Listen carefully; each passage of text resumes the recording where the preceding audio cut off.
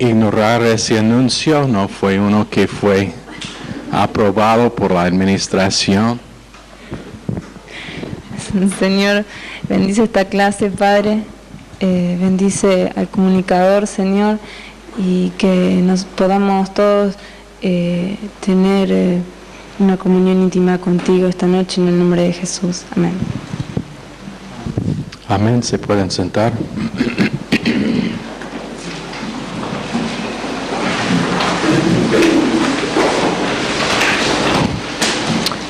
Libro de Romanos. Quiero que abran sus agendas que tienen a la primera página. La página para la clase de anoche. Abran sus agendas allá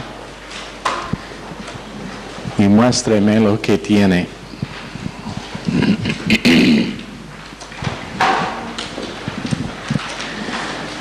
Okay.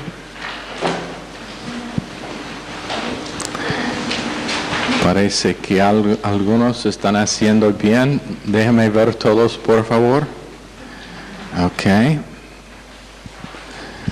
Bien. Ok. Si tiene algo escrito allá, puede dar a ti mismo una buena nota por el día. Pero por favor que sigan usando el cuaderno, porque será realmente una ayuda. Romanos capítulo 1, todavía estamos en la introducción. Y creo que donde terminamos fue con explicar que fue en la primavera del año cuando Pablo escribió esta epístola, esta carta, y anoche decimos que es una carta. Tiene todo carácter de una carta. Pero en Hechos capítulo 20, verso 3, leemos que Pablo pasó 3 meses en Corinto.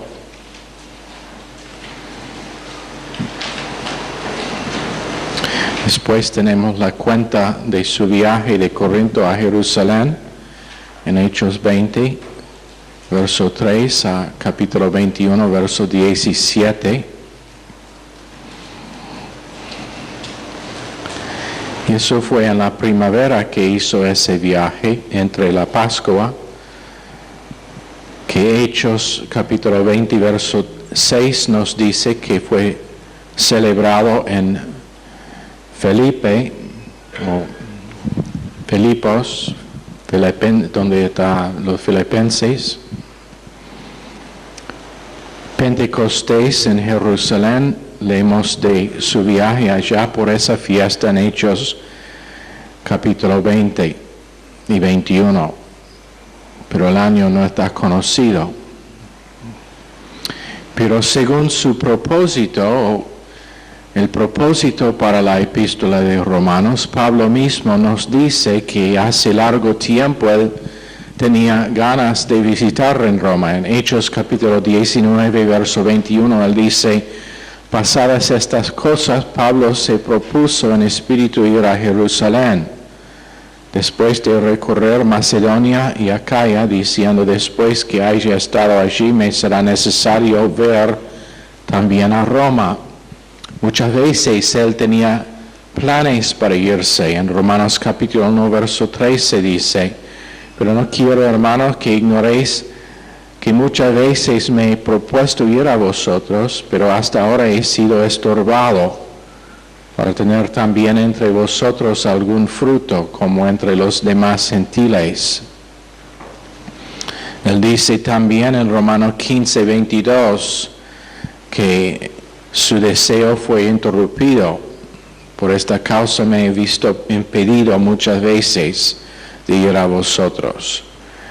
Pero ahora, en esta epístola, él tiene planes definitivos para ir allá. En Romanos 15, 24, leemos: cuando vaya a España, iré a vosotros, porque espero veros al pasar y ser encaminado allá por vosotros una vez que haya gozado con vosotros. Así que Cuando haya concluido esto y les haya entregado este fruto, pasaré entre vosotros rumbo a España. Ahora, si Pablo llegó en España, es dudoso. La cosa que sabemos es que terminó su vida en el cárcel de Nero en Roma. Estuvo allá por un tiempo prolongado antes de perder su cabeza literalmente por causa de estar ejecutado. Pero entre el tiempo cuando él solamente tenía ganas para ir a Roma y el tiempo cuando finalmente fue, él escribió esta epístola por el propósito de edificar y enseñar a los creyentes que estuvieron allá. Entonces en Romanos 1:15 nos dice que su deseo es que ellos conozcan lo que realmente es su evangelio. Así que en cuanto a mí, pronto estoy a anunciaros el evangelio también a vosotros que estáis en Roma. Y en 2:16, en el día en que Dios juzgará por Jesucristo los secretos de los hombres conforme a mi evangelio. Entonces su deseo fue ir para anunciarles su evangelio, que fue el evangelio que predicamos. Y una de las cosas que decimos anoche es donde hay una falta de enseñanza de doctrina de Pablo, pronto hay problemas en la iglesia, apostasía, herejía, y es su doctrina de Pablo que forma la mayoría del Nuevo Testamento y especialmente la parte doctrinal. La mayoría de nuestra doctrina en la iglesia cristiana está dado definición por las escrituras de Pablo. Entonces vale que lo estudiamos especialmente el colmo de su comunicación acerca de todas las doctrinas cristianas. Pero quiero darles una comparación de las epístolas eclesiásticas, porque tenemos las epístolas que Pablo escribió específicamente a iglesias y después tenemos uno que fue personal, Filemón, y después los que se llaman los pastorales, que fueron escritos a los pastores, Timoteo y Tito. Pero quiero que consideren con respecto al énfasis en Cristo, primero en Romanos como el poder de Dios, 1 Corintios como la sabiduría de Dios. En 2 de Corintios tenemos Cristo como el confort de Dios o el consuelo de Dios. Gálatas, Jesucristo es la justicia de Dios. En Efesios, Jesucristo es las riquezas de Dios. En Filipenses, la suficiencia de Dios. Colosenses, la plenitud de Dios. En 1 Tesalonicenses, la promesa de Dios. Y en 2 de Tesalonicenses, la recompensa de Dios. Eso es una manera en que podemos comparar las epístolas y su énfasis. Otra manera es con respecto al Evangelio, y en Romanos es el Evangelio y su mensaje. 1 Corintios es el Evangelio y su ministerio. 2 de Corintios es el Evangelio y sus ministros. Gálatas es la epístola que habla del Evangelio y sus mutiladores, hablando de ellos que quisieron enfocar en circuncisión y él los comparó a mutiladores de la carne, pero también mutiladores del Evangelio. En Efesios tenemos el Evangelio con respecto a los celestiales. En Filipenses el Evangelio con respecto a los terrenales. Colosenses el Evangelio y las filosofías. 1 Tesalonicenses, el Evangelio y el futuro de la iglesia. Y 2 de Tesalonicenses, el Evangelio y el anticristo. Y una comparación más,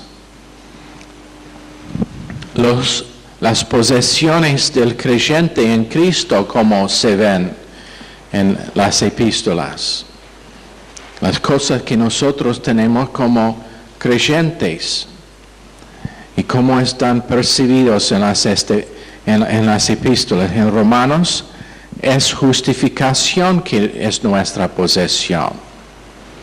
1 de Corintios es santificación que es nuestra. 2 de Corintios, consolación que es nuestra. Gálatas es liberación. Gálatas habla de la libertad del creyente en Cristo. Efesios, la exaltación del creyente, hablando de que por medio de la redención nosotros hemos sido levantados o exaltados.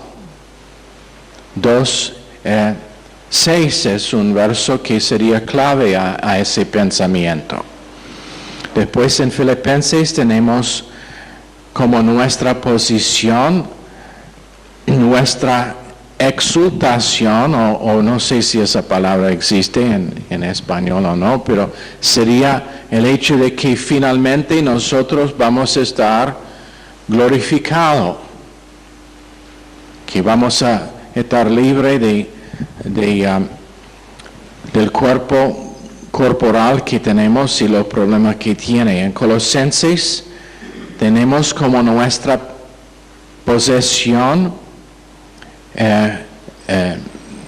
la finalización de nuestra redención. Y el hecho de que Dios va a cumplir en nosotros lo que Él empezó. En 1 Tesalonicenses, nuestro arrebatamiento, o podemos decir trasladación, si esa palabra existe, no sé si existe o no, pero nosotros vamos a estar trasladados si estamos vivos en la tierra, en el tiempo cuando viene Cristo en las nubes. Y finalmente en 2 de Tesalonicenses, nuestra compensación o recompensación, podemos decir. Pero en cada una de estas epístolas, Pablo tenía, inspirado por Dios, un énfasis que él quiso comunicar a su audiencia o a quienes estuvo escribiendo. En Romanos tenemos la declaración más completa de todas las epístolas de la doctrina esencial y principal de nuestra fe. William Newell, quien escribió un comentario sobre el libro de Romanos, dijo: a través de la historia de la iglesia, el apartar de Pablo ha sido herejía. Pero el recibir el Evangelio de Pablo y retenerlo es salvación. Eso está basado en 1 Corintios 15, 1-2. Pero ahora llegamos a verso 1 en nuestro estudio verso por verso, donde dice: Pablo, siervo de Cristo Jesús, llamado a ser apóstol, apartado para anunciar el Evangelio de Dios, que por medio de sus profetas ya había prometido en las Sagradas Escrituras, Pero nota cómo él empieza.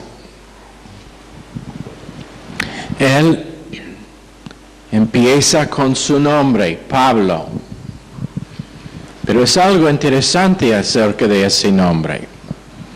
Porque él tenía dos nombres. ¿Qué fue su otro nombre? Saulo. ¿Qué significaba Saulo? Eso fue su nombre hebreo, su nombre dado por sus padres judíos.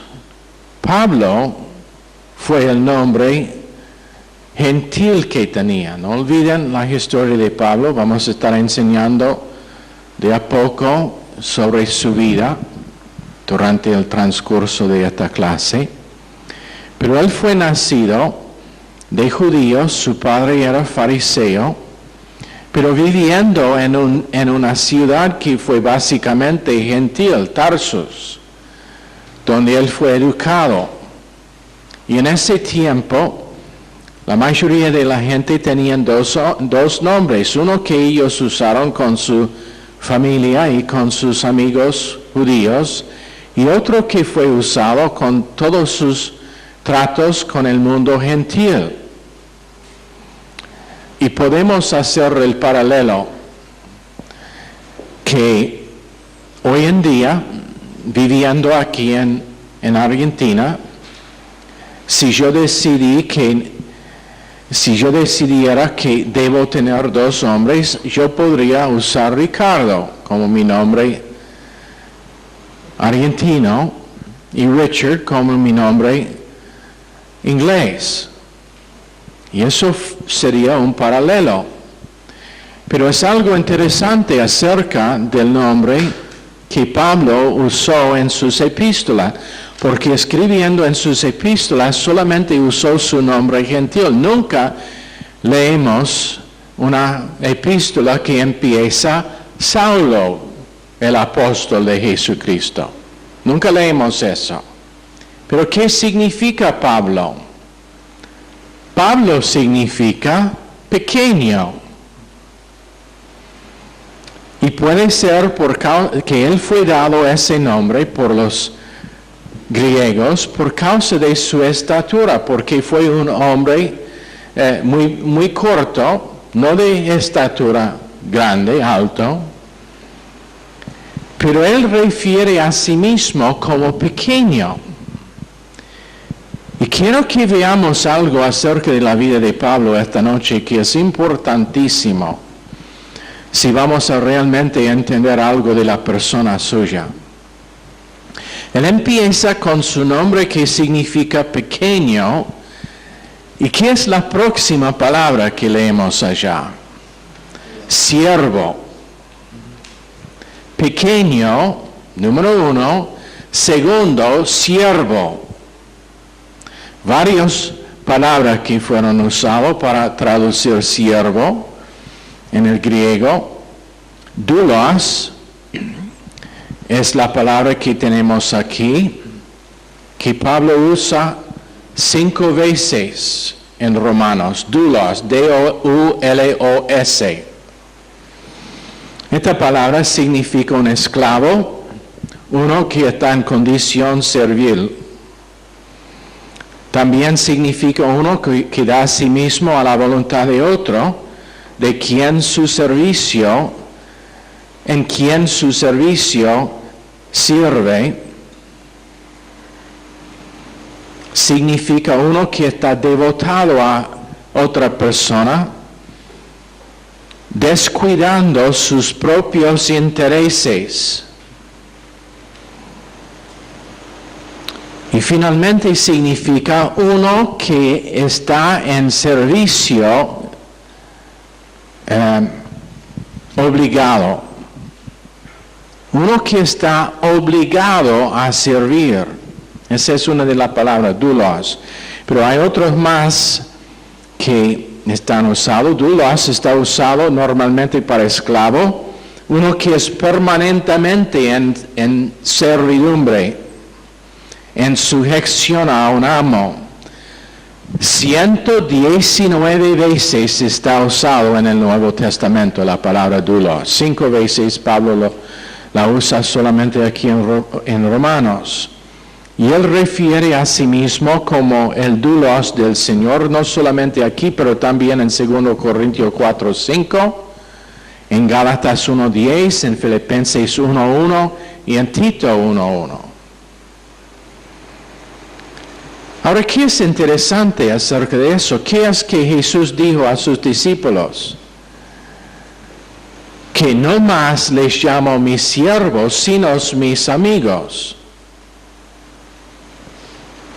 Pero ellos seguían viendo a sí mismos como siervos, como esclavos. Pedro nombró a sí mismo un doulos en 2 Pedro 1:1. Judas, también en Judas 1:1. Y Juan hizo referencia a sí mismo como un doulos en Apocalipsis 1:1. Otras palabras traducido, therapon, T-H-E-R-A-P-O-N, therapon. Therapon es uno que simplemente da servicio en un momento de tiempo, a veces como un esclavo, pero más frecuentemente como uno que no es esclavo, pero que sirve. Por ejemplo, un mozo en un restaurante, podríamos decir que es therapon. Él sirve, pero no es un esclavo, no está obligado, está ya de su propia volición.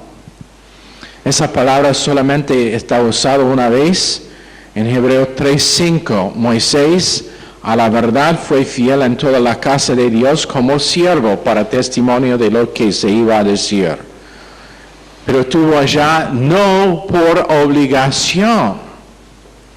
Después tenemos diáconos, que unos van a reconocer como la palabra traducido diácono. Y hemos dicho varias veces, ellos que anhelan tener un oficio en la iglesia como diácono deben saber qué significa servicio. Significa servir, pero diáconos puede indicar uno que sirve o siendo esclavo o siendo libre. Y está visto por la mente griega relacionado más al trabajo, no a la condición del individuo, pero a su trabajo que hace. Entonces, cuando hablamos de un diácono, un diáconos en el Nuevo Testamento, estamos hablando de uno que sirve, no estamos hablando del hecho de que tiene un oficio o que tiene una posición en la iglesia. Estamos hablando del trabajo que hace, que es su trabajo, sirviendo a los demás hermanos en la iglesia. ¿Entienden lo que digo? Ahora tenemos la próxima palabra, Mateo 23, verso 11, sería ejemplo de diáconos siendo usado como realmente debe estar usado. El que es el mayor de vosotros sea vuestro siervo. Después tenemos oiketes, O-I-K-E-T-I-S,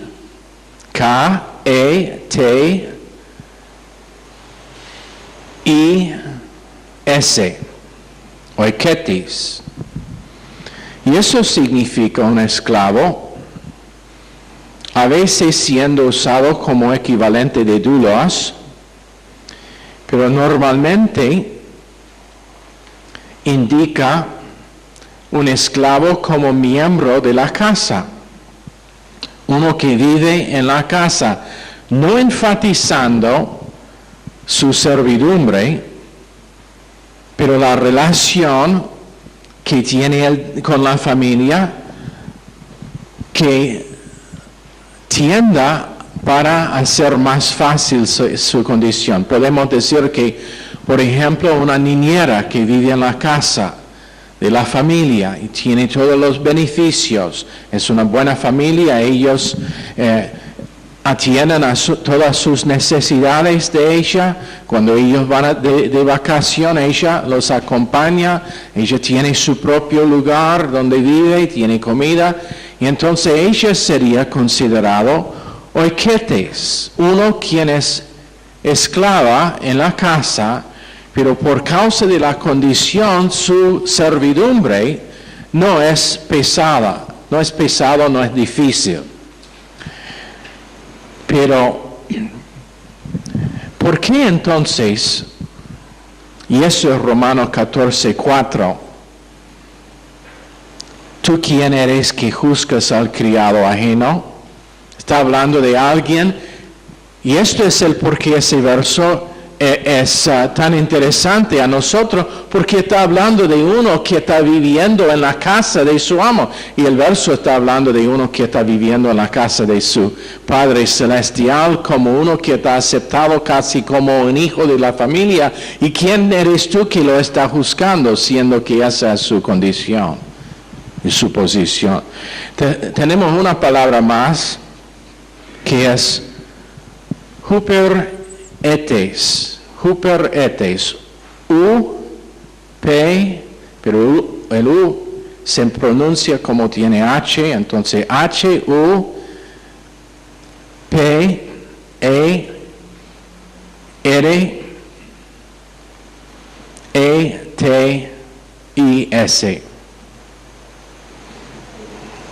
Huperetes. Y esto literalmente uno que fue, ¿cómo decir to row a boat? What's the word for to row a boat? ¿Ah? ¿Cómo? Remar. Es uno de ellos que remaba en las naves de los romanos. Cuando no hubo viento, ellos fueron encadenados dentro de la nave y tenían que remar cuando no hubo viento. Y eso es lo que significa esta palabra. Pero está usado en el Nuevo Testamento para indicar cualquier persona, no esclavo, pero quien servía en una posición subordinada bajo un superior. Juan 18:12 usa esta palabra. Entonces la compañía de soldados, el tribuno y los alguaciles, esa palabra es huperetes, de los judíos prendieron a Jesús.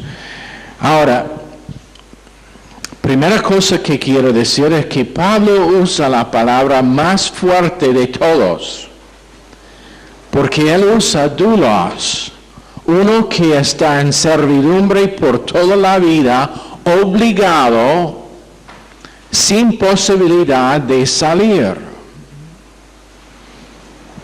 Y esto es lo que hicieron.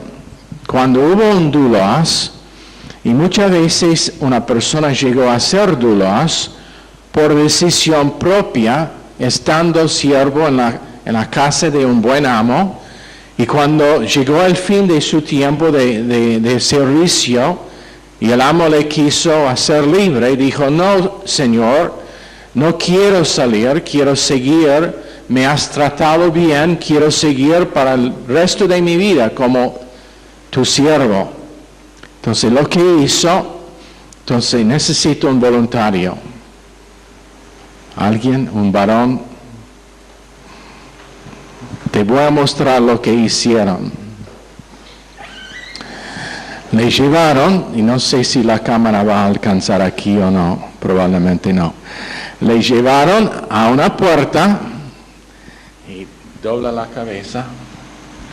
Tomaron su oreja contra la puerta así, y con un punzón y un martillo clavaron la oreja a la puerta y después pusieron un aro allá, gracias. Él está diciendo, espero que no tiene un punzón en su bolsillo. Y él tenía permanentemente un aro, Y no es como los varones, mientras que estoy en este tema voy a tocar esto.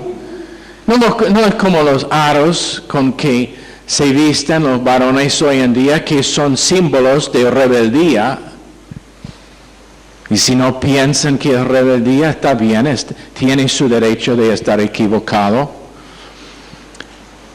Pero en ese tiempo fue símbolo del hecho de que esto fue uno quien fue un siervo para toda la vida.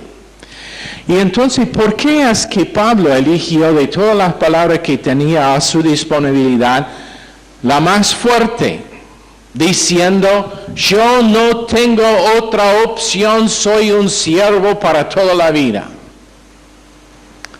Y es aún más interesante cuando nosotros entendemos que para los griegos, libertad fue de importancia suprema. Ellos casi adoraron la libertad que tenían. Ellos tienen un sentido fuerte de libertad. Dignidad personal consiste en libertad para los griegos del tiempo en que Pablo estuvo escribiendo.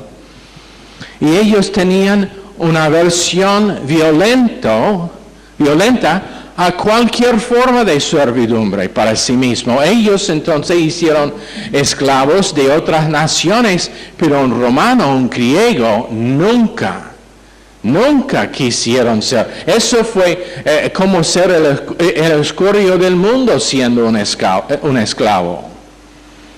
Entonces, ¿por qué Pablo, escribiendo al mundo gentil que tenía tanta énfasis del mundo griego, por qué él usó esa palabra? Porque él quiso que ellos entendiesen que antes de que era apóstol, él fue un siervo, usando la palabra más fuerte que podría usar, significando que su vida fue entregado al propósito de Dios y que no podría seguir teniendo su propia vida sin que Dios le manda.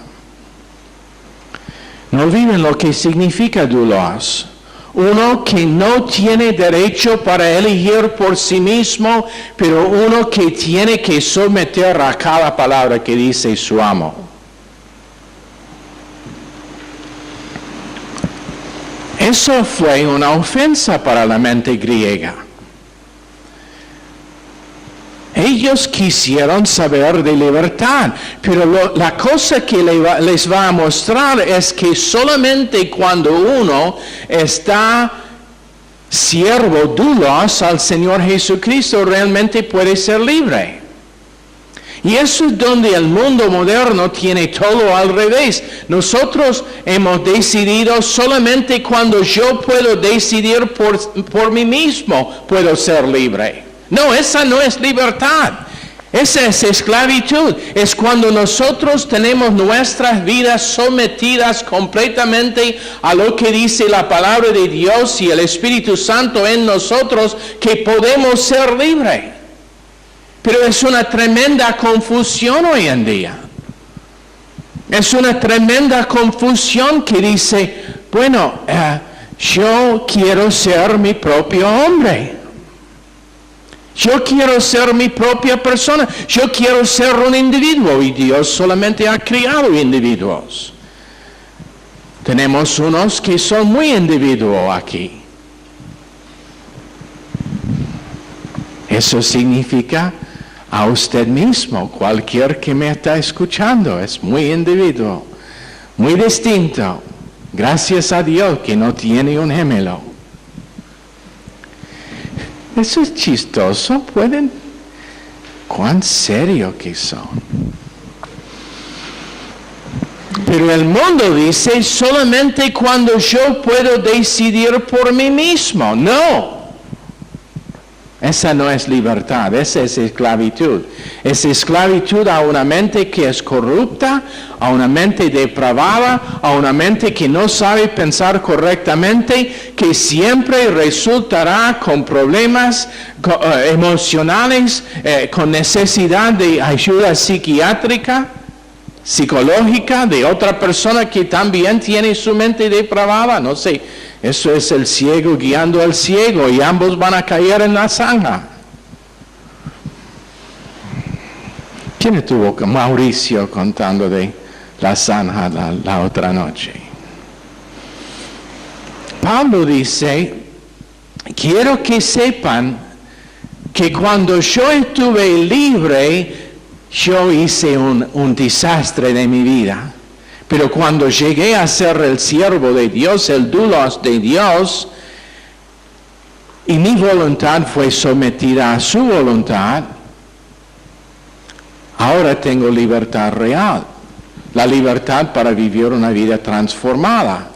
Y anota también que Pablo habla primero de ser doulos antes de que él habla de ser apóstol.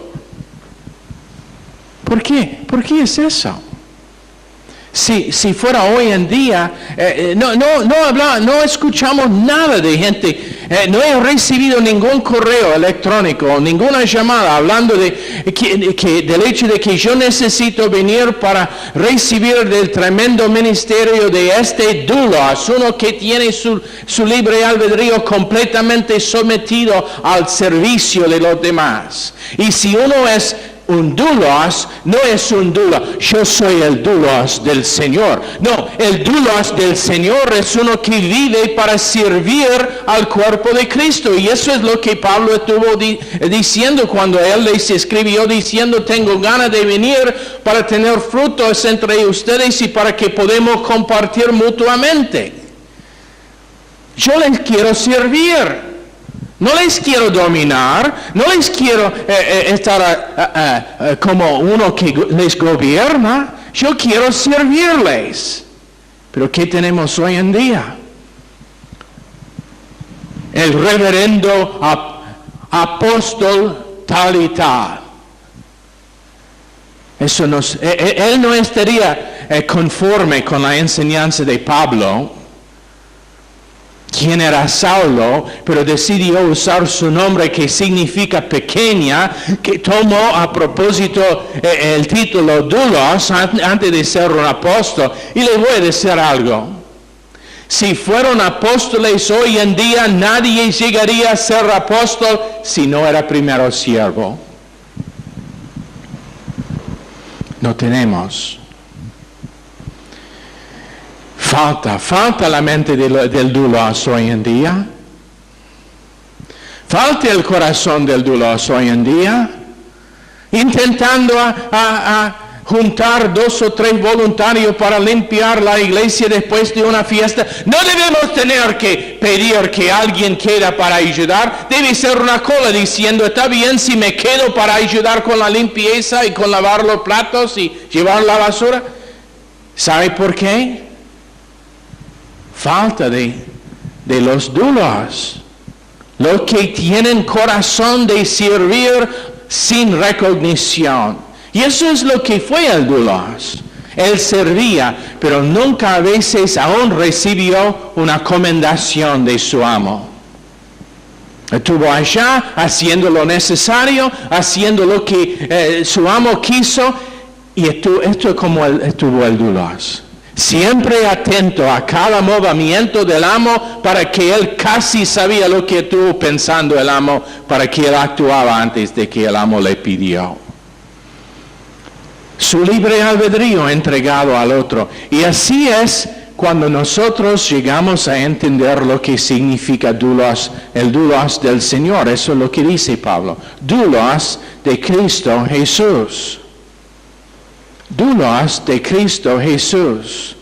Desde capítulo 9 de Hechos, cuando él estuvo en el camino a Damasco para llevar preso a los creyentes, y cuando él vio sobrenaturalmente al Señor Jesucristo y en la luz brillante, y se cayó al suelo, cara baja. Quiero que sepan eso.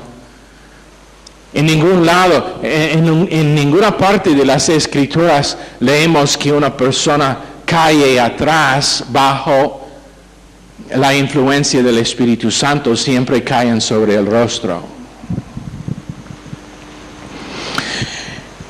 Pero ¿qué dijo? ¿Qué quiere que haga, Señor? Señor, quiere igual con decir el que es dueño mío, el que tiene el derecho de mandar. Es una cosa que extraño de Ecuador. Cuando estuvimos allá hace demasiados años atrás. Que no es un hábito aquí, no es una tradición o algo común aquí. Pero ellos tenían el hábito, cuando alguien, si yo digo por ejemplo Edgardo, su respuesta sería, mándeme. Eso fue común. No sé si Michelle lo hizo cuando estuvo acá o si ella estuvo demasiado tiempo afuera de Argentina, pero la respuesta que se escuchó en todo lado, mándeme. Esa es la actitud del creyente con su Señor cuando su corazón entienda que libertad significa siendo el doulos del Señor Jesucristo. Su actitud es, Señor, tú me hablas, mándeme. Decime lo que es que quiere, decime cómo debo vivir, decime lo que es tu necesidad para lo que haga aquí en este mundo y lo hago. Decime las áreas de mi vida que tú quieres corregir y voy a someter a tu mano, aun si sea la oreja, contra el poste de la puerta para que me clave con ese clavo para poner el aro que indica que soy tuyo. ¿Lo entienden? Pablo dijo, ustedes en Roma, que tienen tanto deseo para libertad, la primera cosa en mi comunicación con ustedes que quiero que sepan es que yo soy no una tremenda persona de importancia. No soy alguien de que deben aplaudir cuando llego allá, pero soy tu siervo, soy tu doulos, y mi vida existe acá en el mundo por el propósito de mostrarles eso. Señor, bendice esta clase al corazón de cada uno. Bendice la clase que sigue también, Señor. En el nombre precioso de Jesús pedimos. Amén. Están despedidos.